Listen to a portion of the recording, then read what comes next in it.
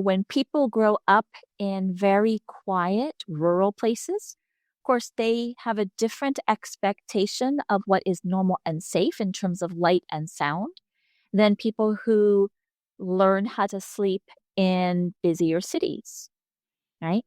So then you take the city person who's used to outside light and noise and you put them in the country for a calm, restful vacation and they can't go to sleep, right? And you take the person who grew up in the dark, quiet, natural places and you put them in the city and they can't turn their brain off enough to sleep. So part of it may be how you learned to sleep as a child. Hi, everyone. Welcome back to another episode of Nourished Inside Out. Today, I'm here with Zoa. She is a functional wellness guide that delights in helping you feel better, not older, through personalized lifestyle guidance and education using her physics PhD level brain's reasoning and creativity, along with her innate belief in the body's ability to heal. She cuts through the noise, takes away distractions, and applies what really works for your everyday life. Her goal is for you to feel energized, joyful, calm, focused, and capable of doing anything you desire in life. Thank you so much for joining us today, Zoa. Thank you so much for having me here. It'll be fun. Absolutely. Do you mind telling us a little bit about your background and how you created this career for yourself?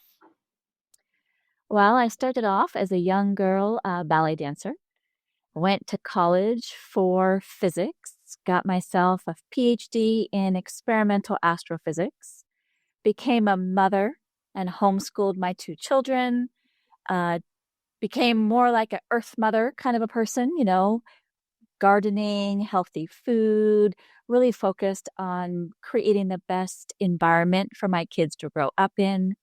Then I had the pleasure of helping my daughter heal from chronic mold illness. And all of that information that I learned and acquired has kind of coalesced into this functional wellness studio that I now am enjoying being the owner of. That's incredible. So I really like that you have a background as a ballet dancer because so do I. So we can definitely relate to that. But how long were you a ballet dancer and how do you feel like that impacted your choices as you were growing up? I danced all the way up until graduate school. So I even got to take ballet classes at college for credit. Um, I taught when I was younger. It was definitely an important part of my life, which had nothing to do with being good at science and math and those kind of academic subjects. But it really got me accustomed to the fact that body movement was an important part of feeling good. So, Do you and then feel after I had children, I returned to ballet and it didn't feel the same. I was a different person. So I actually ended up kind of transitioning and finding yoga and then finding Pilates and kind of growing from there in away from ballet into other things that made me feel even better given how I had changed. that's really great. So how can you say that because you had this passion for being a ballet dancer and you trained your body to feel a certain way and how to move a certain way. But then when you took a break and you came back, what did that feel like after? And also, how did that play a role with your mental health as well? Well, you when you take a break from something and come back to it, we tend to think that that we're going to be able to return to it and have it be just like when we left.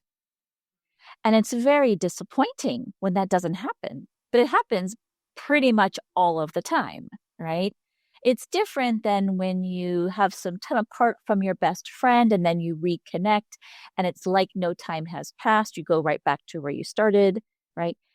For the body and for movement, things do change. Your habits change, the sensations change, and what you can do. So maybe you could do a split and then you take a decade off and you come back and you can't do a split again. That's no surprise, right? But ego wise, you're like, oh, wow. Hmm.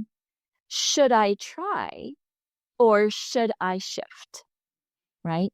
And so I decided that I would look for things that made me feel good, no matter what it was. It didn't have to be the same thing.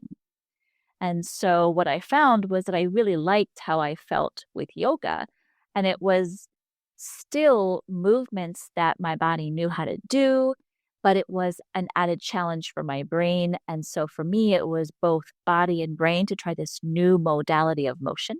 And then I just kept finding other modalities that I also liked, which got to challenge both brain and body. That's incredible. So, do you mainly focus on yoga now, or do you focus on the holistic approach on feeling good in your body? Because I think a lot of times, exactly like you said, when we take a break from something, when we go back to it later down the road, we expect our body to look, heal, and move the same way it did. So, how do you help people and clients overcome that and to feel good in their bodies again? Well, I think it's important to acknowledge and recognize that our human bodies are designed to move. So we don't feel good when we are still for too long. But a lot of times our brain gets in the way and we think we have to move a certain way or we think we have to do something at a particular time in our lives. And we're not listening to how we feel. We're overthinking it a bit. So it's important to me that I help people be able to kind of see that they're going to evolve and that the kinds of movements that they're going to do are going to feel different at different parts of their lives. A great example is pregnancy, right? What you do pre pregnancy doesn't necessarily work during pregnancy, doesn't necessarily work after pregnancy, and might not work 10 years later. So there's going to be some adaptations. And for a woman who is cycling, I really love helping them understand that their movement patterns should flow with their menstrual cycle. So, near ovulation is a great time to do some more challenging things. But during menstruation is a great time to do more calming things. For menopausal women, they don't have that cycle issue as much, but they tend to forget that they need time to focus on restoring and healing, right? And so part of my focus on helping women feel really good no matter what's going on with their lives is blending together their breath, their diet, their movement, you know, all the things of their lifestyle and figuring out how they blend together in order to work well. There's a seasonal aspect to it. Summer should look different than winter, right? And we tend to just go, go, go and think that we should always do what we could do when we were 20. And that's really not fair, right? Extra rest in the wintertime is good. Extra movement in the summertime is good. But if you're not paying attention to how you feel, then you just kind of figure that it should be the same all the time. Something that you said that I liked was summer is different than winter. And that's kind of like us as humans. We're constantly evolving and we're constantly changing. So it's okay if you don't do the same exercises you did at 30 that you did at you did at 20.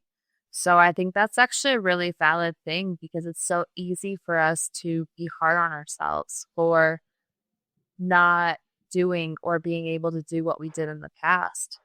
How does the mind body connection play a role in this? Well, so we tend to think with our mind what the body should be doing. And oftentimes that results in us kind of forcing ourselves to do things because we should. And that takes away the ability to let the body tell us what we need and listen to the body.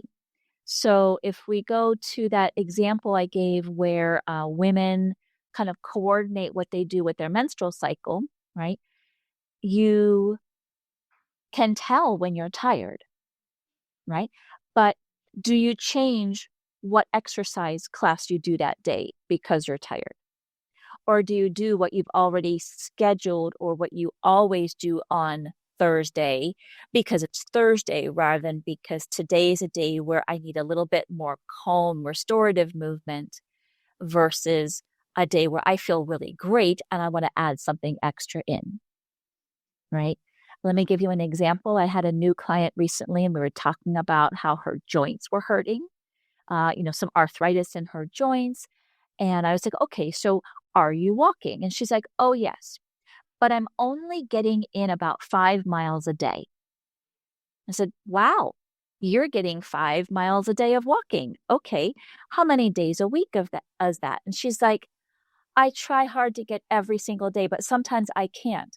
And I just got the feeling that she was being very judgmental about this, thinking that she wasn't doing enough. And I was thinking, wow, your joints are hurting. Let's get some good lymphatic motion. How about a 10 or 15-minute walk? And she was like, that's it? That's all? And I was like, well, the goal is different. The goal is not exercise, cardio, strength building. The goal here is gentle movement to get the joints to be happy. And she was like, oh, I didn't know that small amount would be useful and beneficial. So the mind body connection often has to do with our strong, independent women, with getting them to recognize that not everything has to be big and intense to be useful. That's really great advice because somebody like that lady could be so hard on herself for not achieving those 5 miles every single day. But the reality is that we're not robots and we need to take an account on what our body needs that day. So, what does a balanced lifestyle look for you when it comes to incorporating self care and nutrition and really learning to listen to your body? Well, I like the approach of having a fairly extensive set of options that you can draw from every day, but every day doesn't look the same. So, for example, a morning routine doesn't have to be the same every day of the week. It might be different on a work at home day versus a weekend day versus a go into the office day. Of course, that morning routine might be longer sometimes and shorter sometimes. So there should be some kind of movement. And that's not just shuffling to the bathroom to pee in the morning, right? There should be something that helps you energize and get going. Does that need to be coffee or does that need to be 10 minutes of gentle movement of your body, right? And some days you want to have the option of doing something more intense. So you look at your list and draw from that list. Is that a longer walk? Is that a bike ride? Is that grabbing your hula hoop and listening to some music before your kids wake up? What does that look like? If you don't have a big enough toolbox, then you definitely get stuck in a rut and you can't adapt from day to day. Same thing with food. Your body likes to be challenged and have to need to make changes from day to day. So, whereas when we're tied to the clock with a work schedule, um, maybe we need to leave the house at a certain time. Maybe we need to get to a meeting at a certain time. But that doesn't mean you always have to eat at the same time, right? Maybe sometimes you eat earlier in the morning, sometimes you eat later. And the later that you eat, the more food you're going to probably want at once, right? You'll have woken up your digestive system. You'll have used up some of the energy which has been stored in your body, and you're ready for a more replenishing meal. But if you're eating to make sure that you don't miss out on food within, say, the first hour of waking up, then you need something more light and a little more protein oriented. You don't need a lot of food. But if you only have, if you've got 7 yogurts in your fridge and you always grab a yogurt, there's no variety there. Does that make sense? Yeah, Yeah. absolutely. I like how you talked about the morning routine, but I think something that's not talked about enough is a nighttime routine. Which one do you think is more important And what's your thoughts on having a solid nighttime routine as well? Which one is more important is an interesting question. I would say, where do you struggle more during the day or during the night? Is the issue getting through the day, accomplishing all the things that you want to? Because in that case, perhaps it is the morning routine that needs to set you up for a good day better. If you're having trouble releasing the day and preparing for sleep and getting great sleep and staying asleep all night and getting up in the morning, then I might focus more on the nighttime routine, right? And sometimes I have an idea for a client where I'm like, I feel like if you did this in the morning, you would have a better day and that would help your evening. But then when they try it, they're like, no, that didn't make a difference. But they try that same activity or same idea at nighttime, and that makes a difference. So sometimes it's a matter of experimentation as to what works best. But oftentimes, when I'm working with someone on a nighttime routine, they are kind of self limited by having this long list of things they feel they must do. And that takes priority over their self care and preparation for sleep, right? And so for some people, if they go to sleep easily, then they don't maybe need as much or as long of a nighttime routine. But if you've had a busy, stressful day and you've had a lot of people pulling on your energy, then you might need a longer time to set aside for yourself at night where you can calm your brain, calm your body, release some of the stress you've accumulated. Make sure you eat far away from going to sleep that you can digest that food, just like you need to digest the whole day, right? So, resting your eyes, resting your digestive system, resting your brain to get ready to have good sleep, right? So maybe it is the hot bath, but if the heat is stressful, then it's not a hot bath, right? Maybe it's some essential oils that you get to breathe in because, those essential oils go right through your nasal passages, right to your brain, change your moods within seconds. So that can be a great tool for creating that shift when you don't have a lot of time, right? So the nighttime routine, I feel, is really important, but what it looks like is going to be unique from person to person. Yeah, that's really great advice because I think it can go like some people say some people are morning people and some people are nighttime people. And I understand that. But when do you feel like is a healthy time to start unwinding for the day? For example, if somebody goes to bed at 10 p.m., when would be a healthy time to start unwinding? Well, if the goal was to try to really be able to fall asleep around 10, then I would say your last meal of the day needs to be done by 7, right? Because you need several hours to start that food digesting so it doesn't just sit in your belly all night long, creating internal stress, which is going to wake you up, right? So once you've done that, then it would be great to have some post meal movement. Is that a walk with your animals or your humans? Or is that going up and down the stairs trying to get your laundry done and put away? Um, you know, is that a walk around the house? Is that a little gentle yoga class, right? Or a little practice for yourself. Some kind of whole body movement, which will help stimulate the digestive system and start to release the stress from the day. Um, what's the lighting going to look like for those last few hours? Are you going to have bright lights, which is going to stimulate you and wake you up, give you signals that it's not time to go to sleep? Or are you thinking like a cave woman, firelight, little salt lamp, low dim lights? Let your brain get the messages that it's time to go to sleep because the sun has gone down, right? Um, If you keep in mind that there's a couple of signals that get your body and your brain ready for bed, one of them is light. So dim lights means go to sleep. Food, if you have food and you're digesting food, that's a time to be awake. No food means go to sleep, rest, right? There's temperature.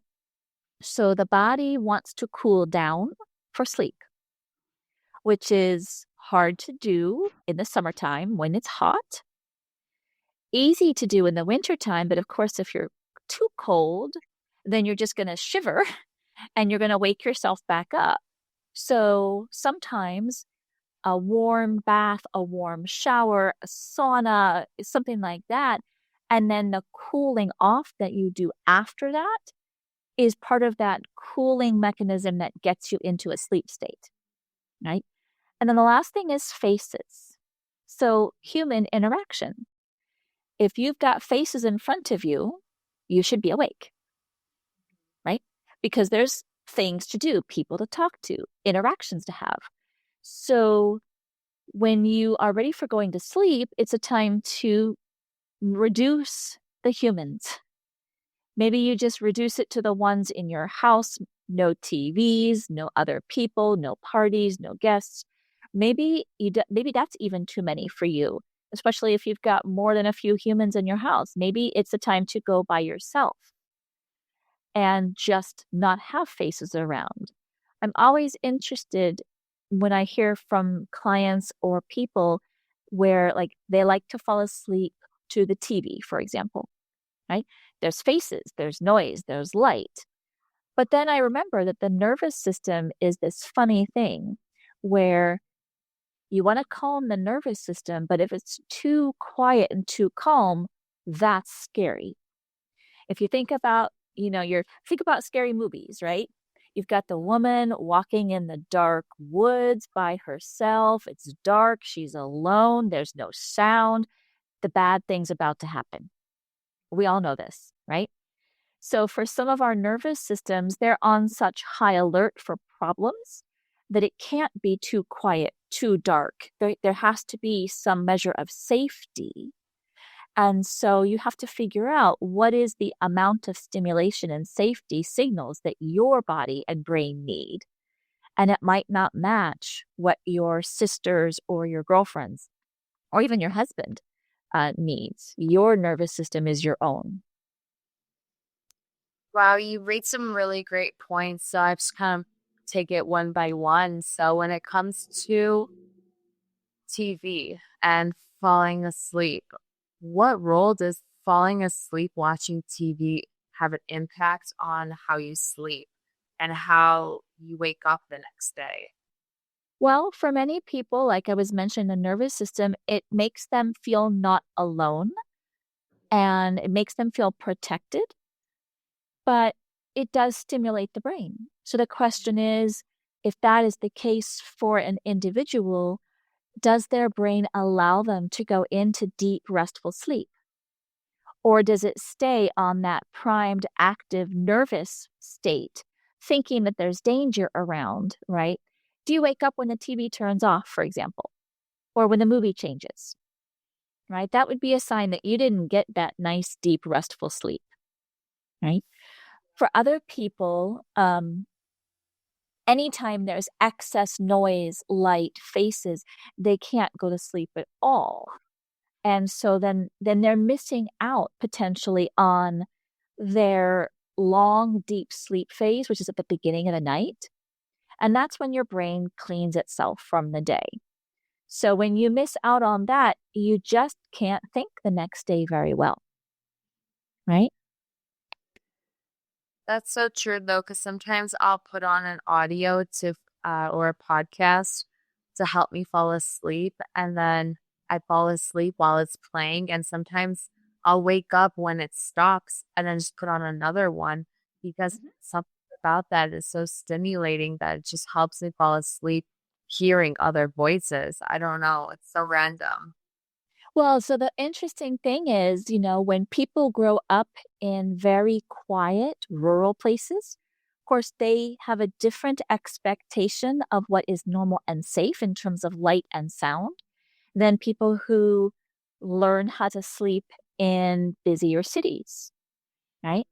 So then you take the city person who's used to outside light and noise and you put them in the country for a calm, restful vacation and they can't go to sleep, right? And you take the person who grew up in the dark, quiet, natural places and you put them in the city and they can't turn their brain off enough to sleep. So part of it may be how you learned to sleep as a child. Yeah, that's true because during the week it's quiet outside, but then on the weekends there's bars around. So when I hear the loud music all night and they play until like 4 in the morning. So like I'm okay to sleep through the night with that. And just I guess I'm used to the city and like Mhm. the outside. So that's really interesting. Yeah. When it comes to working with your clients, do you mainly work one-on-one or do you do group work with groups? Well, so I have both movement classes and um, wellness consultations for everything else. So movement classes can be either a small group where, 4 to 6 to 8 kind of people, or they can be done privately. But the all the other work, the working on the sleep and the hormones and the nutrition and all that sort of stuff is usually done one-on-one, right? Having said that, usually there's people around, using the sauna, coming in to pick up an order, and that it's this lovely, lively interaction of people. So someone might walk in the door while I'm with a client, and that person has had the same conversation with me that I'm having with my client. And I'll say, hey, Jennifer, do you remember when we had that conversation? Was it helpful or did that work for you? Just kind of like interjecting that this is something that other people have to deal with too. And so while it's not a group consultation, it feels like they're not alone in this endeavor of whatever they're trying to do. Does that make It's just sense? Yeah, that's really great because it's personalized for those people, but at the same time, you have people around who can share their experiences and say, hey, like, this is what I've learned, or this is what I've grown through. You're going to be okay too. And that's Yeah. really beautiful because that would actually really encouraged me when I was a dancer back in the day because I ended up injuring my disc between my L4 and 5. So then when I was working with a personal trainer, how to get my body back up to speed, I would hear or listen to other people who would walk in and give advice and tips on how it helps them. So that's actually a really great community as well. Yeah, and that's how I treat my group movement classes too. You know, all questions are valid, even if it's only tenuously related to class, because everyone will get a chance to learn something from the interaction, from the question and the answer, right? So you don't have to hold your question for later. You don't have to schedule a time where no one else can listen to the question unless you want to, right? Because invariably everyone benefits and oftentimes they have something to contribute as well, right? I might know a lot of things, but I don't know everything. And I certainly cannot always explain how one person might feel about something. But if three of us or four of us can have a conversation about it, then you get multiple viewpoints and that helps. Yeah, that's so true. Going over to the nutrition side, I think this word can be overused in many different ways, but the word detox. What does the word detox mean to you, and how can you help incorporate it into the people you work with for a healthier lifestyle? Detox is one of those magic words that means so many things to so many people. When I talk about detox, I'm talking about facilitating your body's removal of things that shouldn't be there. And that means trash from your own living and metabolic processes. That means things that were in your food that shouldn't have been there. That means anything that does not help you and serve you and grow you into a healthy, happy person. So if you're having too much of something coming in, you could detox from that, throwing away the extra, right? If you're taking in a toxin, that should leave. Anytime that you're alive, inside of your cells, you're making waste products, right? It's part of the process of a cell being alive in your body. Well, those waste products need to leave. Otherwise, the cell starts to not work very well. So, detox is a whole body thing, right? And usually, when we work on the detox abilities of a person, first we're making sure that whatever your body has identified as trash is actually leaving, right? It doesn't just get trapped inside, right? It's kind of like in your kitchen. You have a trash can, perhaps, you have one in the bathroom, there might be a few other places around the house.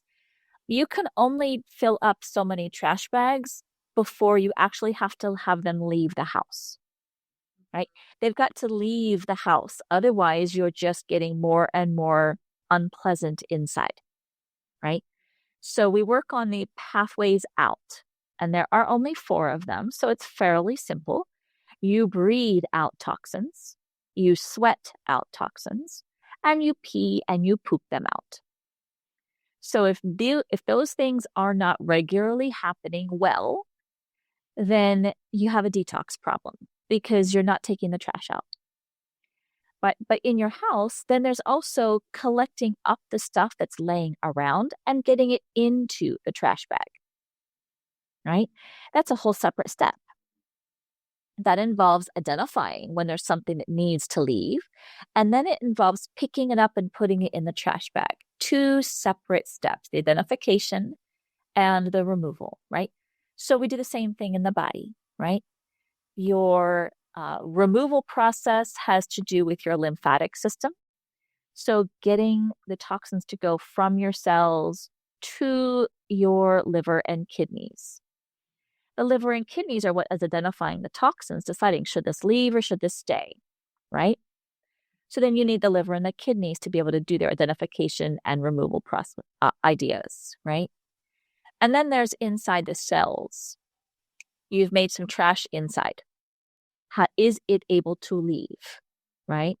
Or is it getting stuck in there and making the inside of the cell all kind of gunky, right? So we work from the outside in when we work on detox. It's not just a matter of did you have some broccoli or, did you take a walk? Those are all pieces and parts of it. But when you work on detox as a whole system, you've got to deal with each of these steps. And if you do the steps in a suboptimal order, then you have this situation, which I try really hard to avoid, which is that you feel worse because you tried to detoxify. And that's an indication that you did the steps in the wrong order or that you've missed a step to support. That's really great advice, and thank you for sharing that. What does a healthy detox look like versus an unhealthy detox? Can you explain the difference of the two? I would say healthy detox means that you feel good while you're doing it, you feel good because you did it, and you stayed feeling good. Anytime you start to feel worse, there's either a problem with the steps getting kind of backed up or a step getting missed. So you know that your pathways out are open when you're regularly sweating and you've got these full big breaths and you're emptying your lungs and you have good high quality poo every day and you're peeing, but not all the damn time. You should not be peeing every half an hour. That's too much, right? And you should be able to feel like you feel good when you eat your food and you're not having trouble with thinking, cognition, memory, brain fog. Those are detox problems within the brain itself. And the brain is really the trickiest part of the body because it's this protected organ And sometimes it's hard to access all of the things inside your brain. It needs extra help in the detox sense. Does that make sense? Yeah, absolutely, it does. So, before we go ahead and wrap things up, I want to ask you, what does it mean for you to be nourished inside out? So I like to have the idea that when you look at yourself in the mirror, you are nourished from the inside out when you can see healthy, vibrant looking skin, great looking teeth, great looking hair, sparkly eyes. Everything seems like it's as healthy as can be on the outside. And it's not because you applied things to the outside of your body. It's because you hydrated and you ate well and you made good choices. And you know that whatever you see on the outside, it's even better on the inside. Absolutely. It all starts with what you're putting on inside, and that will reflect on the outside. I love that. Is there any last piece of advice that you'd like to share with the audience that we haven't covered that you can think of? It can be really hard to fit all of this self care into a single day or a single week. So, when you're trying to figure out what is the right way for me to live every day or every week with this wellness lifestyle in mind, sometimes it's helpful to make yourself a little checklist, right? Have I gotten all the kinds of movement that my body needs? Have I gotten enough protein? Have I gotten sunlight on my skin and eyes? And so I find that having this kind of a checklist has been so helpful for my clients that actually it's one of my gifts for your listeners today, right? And you can use it to plan for the next week, or you can use it as a recording of how did I do this past week, right? So it depends on whether you're a reflector or a planner as to how you use it. That's incredible. Thank you, Stella. So, can you please tell us where can people find you and where can they support you?